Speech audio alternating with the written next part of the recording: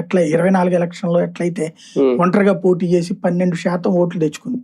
Municipality ఎన్నికల్లో చెన్నైలో second ప్లేస్కి వచ్చింది. అట్లాగే అనేక మున్సిపాలిటీల్లో థర్డ్ ప్లేస్ లోకి వచ్చింది. దాన్ని అలాగే ఉండనిచ్చి అన్నామలైన ఉండనిచ్చి ఉంటే ఇప్పుడు వచ్చేటప్పటికి ఒక 30-40 సీట్లు గెలుచుకుని ఉండేది. కనీసం 30 సీట్లు గెలుచుకుని కింగ్ మేకర్ అయి ఉండేది. అది ఛాన్స్ వదులుకున్నది. ఇప్పుడు ఆంధ్రప్రదేశ్ లో చూసుకుంటే అలా అనుకున్న ఈజీగా వీళ్ళతో పొత్తులో కలిసిపోయి జగన్ ప్రభుత్వం అనేది దింపడానికి సహాయపడింది కదా. రేపు పొద్దున్న తమిళనాడులో ఎందుకు జరగదు? టీవీకేం దింపాలంటే ఎందుకు కలవదు? సొంతగా పోటీ చేసినప్పుడు ఒరిస్సాలో గెలిచిందండి. అవును, అలాంటి ఛాన్స్ తమిళనాడులో ఉంది, ఆంధ్రాలో లేదు. ఇప్పుడుందా? మొన్న అదే అది పోగొట్టుకుంది.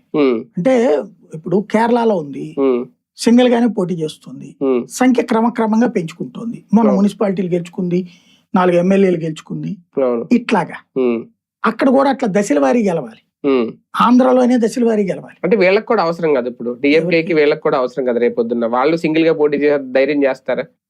అక్కడ కూటమిలే ఉంటాయి, కానీ బీజేపీ సింగిల్ గానే చేయాలి. అక్కడ చేస్తేనే బెనిఫిట్, భవిష్యత్తు ఉంటుంది తమిళనాడులో బాగా వేయడానికి. రైట్, చూద్దాం.